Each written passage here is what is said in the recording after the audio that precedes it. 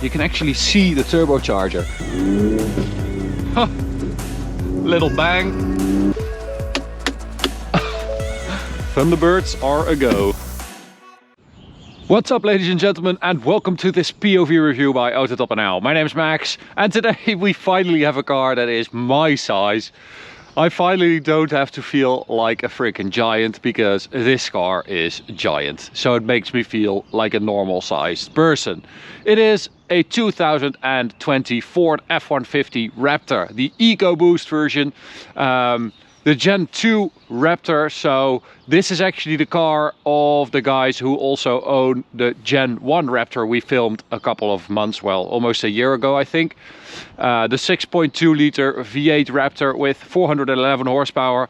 And when this car came out, the EcoBoost V6, well, there was a lot of talk about the Raptor not being a V8 anymore and it being a shame, well, more than a shame.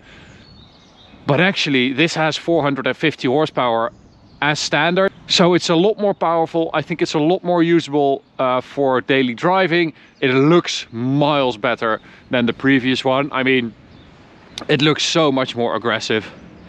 So freaking cool. So yeah, today we're going to walk around it. I'm going to show you a couple of cool things on it, and then we'll take it for a drive on this beautiful road. For a little drive. No Autobahn today because, well, it's limited at 170 or something like that kilometers an hour, so I don't really see the point in that. But before we begin, don't forget to subscribe and hit the notification bell if you want to receive updates when we upload a new video, and check us out on Instagram. You can also check out the owner of this Raptor on Instagram at Gen2_Raptor. So you can follow him and follow his stuff with the car, because it is a very cool car and there are a few little modifications on it. So we're going to talk about that as well. But let's start at the front, because this front end, I mean, that is just one of the coolest front ends out there. I mean, I think I showed you this car in my Ranger Raptor review as well, because we put them next to each other and it absolutely dwarfed the Ranger. I mean, this looks so much more aggressive than a Ranger and I just absolutely love it. I love the grille. Now, the owner also installed these LEDs down here in the front bumper, which the front bumper I also love, but with these lights, I mean, the lights look cool. They look cool when they're on, but turning them on is also really cool with those toggle switches. And I mean, they're quite bright actually. You can see them down there, nice and bright. Now, another cool thing is that right here you can actually see the turbocharger right there, and that's the same on the other side, of course. But we'll come to the engine later. And one of the party pieces of this car, of course, the Fox racing shocks. Now, these are live valve internal bypass racing shocks, and that means that there are 9 zones or chambers inside the shock, which allows it to take a freaking beating, but also allows it to handle really good on road. So it's quite sporty on road, but it can also take a beating off-road, and that is really, really clever. The 9th zone, so the top zone, also acts like a bump stop, so it won't go further than that. And it's actually the first time that a shock like this has been installed on a production car, so it is super serious stuff. The car also has the optional sticker package with Raptor on the side, on the rear, and these on the hood as well, but they are quite expensive. They're a couple grand. But these lights make the car look really cool. I think that's a really good modification. So let's turn them off again. Thunderbirds are a go. That hood is so cool as well, with those air outlets. Really, really nice. It's so recognizable as a Raptor. I think that's really cool as well.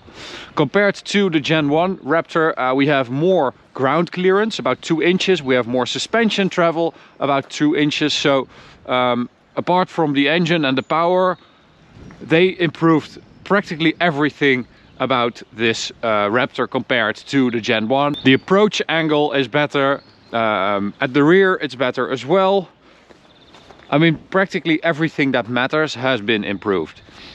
This car has the optional beadlock wheels, 17-inch with BF Goodrich KO2 tires, all-terrain tires, 35-inch tire, and this tire, this specific KO2, has been developed with Ford for this specific car.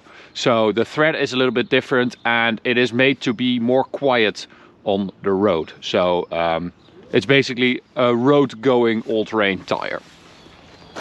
But it's a very cool wheel. The standard wheel, I don't really like it that much. I think this is a really nice wheel. The body is much wider as well. I think it's around 15 centimeters compared to a regular F150, but it's so beefy and just it's so muscly. This is a nice little touch as well, done by the owners. We've got this massive sideboard, which is aluminium, I think. And at the rear we've got that Lobo badge. So that apparently means wolf in Spanish. It also has this AWE exhaust, which has, well, let me see if I can show you guys. So it is okay. So the muffler at the rear is gone and has been replaced by an H pipe. The center silencer is gone, but it still has the stock downpipe with the catalytic converter. So it is a little bit louder than stock, quite a bit louder actually, but it's not crazy. It is loud, but it's not crazy loud. Okay, so let's check out the engine. Where is it? There it is. So we've got the 3.5 liter V6 twin turbocharged EcoBoost engine with around 450 horsepower and 690 newton meters of torque. But compared to a regular EcoBoost F150, they've made quite a few changes. So it has a different crankshaft, it has different pistons, the compression ratio is different, different turbos. It's like the high output version of this EcoBoost engine, and it is much more, well, racy, sporty than the regular EcoBoost. I think, you know, they really had to compromise with the V6, and they had to compensate for the fact that they didn't have a V8 anymore. So I think they really tried their best to make the V6 sound really good, or feel good. So massive amount of space in the rear. I mean, I've showed you this. Ooh. I mean, I've showed you this in other F150s. It is massive. And I think, yeah, you can also fold away this bench, so you have a massive amount of storage. The little window in the rear, you can open that as well. As you can see, it's open now. So if we start it up, you can hear the sound. And when we close the door, you can hear it there as well. So that's really cool. On the inside, we've got a massive update over the first generation Raptor. I mean, it's a cool car, the Gen 1 Raptor, but it feels super old if you sit in this one now, because this is just so much more contemporary. We've got a new steering wheel, which feels really good. We've got magnesium pedal shifters. We've got the new 10-speed automatic gearbox as opposed to the 6-speed in the Gen 1. We've got our 4 high, 4 low drive button right there, and we've got a driving mode, terrain mode button right here, so you can toggle between slippery, tow haul. So if you have a trailer back there, you put a little sticker on it as a reference for the camera, and then you can steer the trailer with this button right here. You can toggle it, and the car will actually self-park with the trailer, which is pretty cool. Sport mode, which is what we're going to use. Normal, deep snow and sand. So it's switching to 4-wheel drive now, and it has, as you can see, Baja mode, back to 2-wheel drive, I think. No, it stays in four-wheel drive, okay. So that's for like high-speed desert runs. And if you have it in Baja mode, it actually also engages a anti-lag configuration in the engine. So that's really a performance off-road mode. And we've got rock crawl. So we don't want that actually. We're going to go to sport mode, two-wheel drive, and we're going to see what this car feels like. I think it's better if we go the other way, because that's pretty tight for this car. Yes, Raptor problems or F150 problems.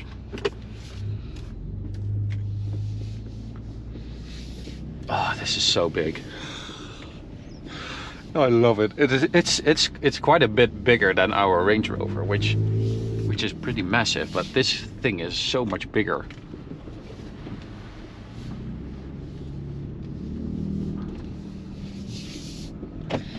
Funnily enough, this car has a body which is largely made of aluminium, and it only weighs 2,500 kilos. Our Range Rover is quite a bit heavier than that. It's like 2,700. So yeah, that's not bad actually. Of course, the nose is much lighter in this car as well, because you have that V6 instead of the V8. We're going for manual mode, and the 50 caliber radio antenna thing is also a modification by the owner. You can see it right there. Okay, manual mode.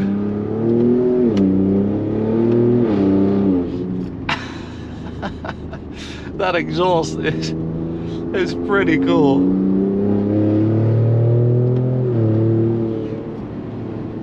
So the sound, it sounds quite unique actually.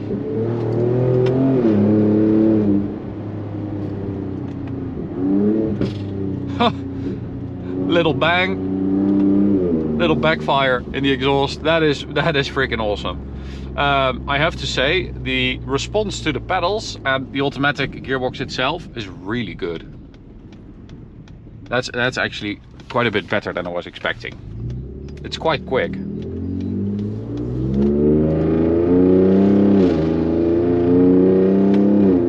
It has this little rasp in it as well, in the sound. It almost sounds like a BMW M3 or M4 with an M Performance exhaust, an F80 generation M3.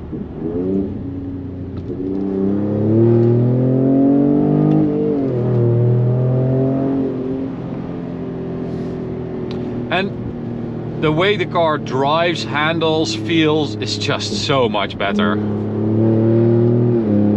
I mean, compared to the Gen 1, this is miles ahead. This is so much better. It's such a big improvement.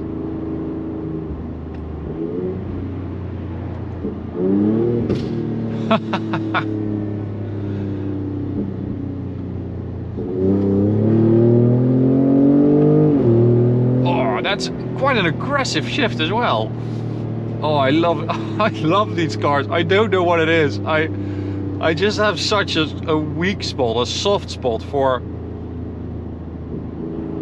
this car. The Raptor in general. I like the previous generation as well, but I mean, we're entering like pickup truck heaven right now, because this Raptor is really good already with the EcoBoost. I mean, there's a new Raptor out now, I think, the new generation F150. We have the new Dodge or the new Ram TRX with the Hellcat engine, and in 2 years I think there's a Raptor R coming out with the GT500 engine, so with like 760 horsepower. I mean, it is absolute mayhem in this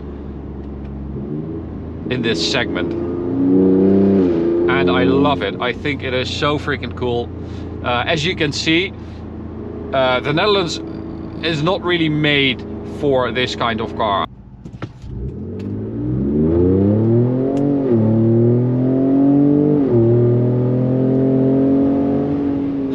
That's not bad. That's not bad at all. It actually feels quite swift. I don't know the exact number because I found a lot of different numbers online, but I think this is supposed to do around 5.7 seconds, 0 to 100. We've been able to do 6.4, I think, but you've got those all-terrain tires, which, you know, that's not ideal for grip on the road. It is also quite cold, so maybe that would improve if the conditions were better. Oh man, I really like this exhaust. What is it like to own this car? I mean, I can imagine that it's quite difficult to park here, to drive through cities and stuff like that. But as soon as you get out of the cities, it is just so nice. The interior is so wide, it's so big. You've got this massive freaking closet in the middle here. You've got massive amounts of rear space, a big panoramic roof. You've got all the comforts. We've got a heated steering wheel. We've got an adjustable pedal box. We've got so much on this car. It basically has everything. It also has a plug right there. I mean, what doesn't it have? It's such a Swiss Army knife. Super cool hood. Yeah, I don't know what it is about these cars. I love them. And with that sound, I mean, that's really, really cool. What a freaking awesome thing. I know it doesn't really make sense, especially in Europe, but my god, what a cool car. Alright, so that's it for this review, guys. I hope you enjoyed it. Thanks to Michael for bringing us his car, or his dad's car. Really, really awesome. To you guys, thanks for watching. Hope you enjoyed it. You can subscribe by clicking the big button in the middle. You can also check out this video right here, or you can go and check out this playlist. See you at the next one. Bye.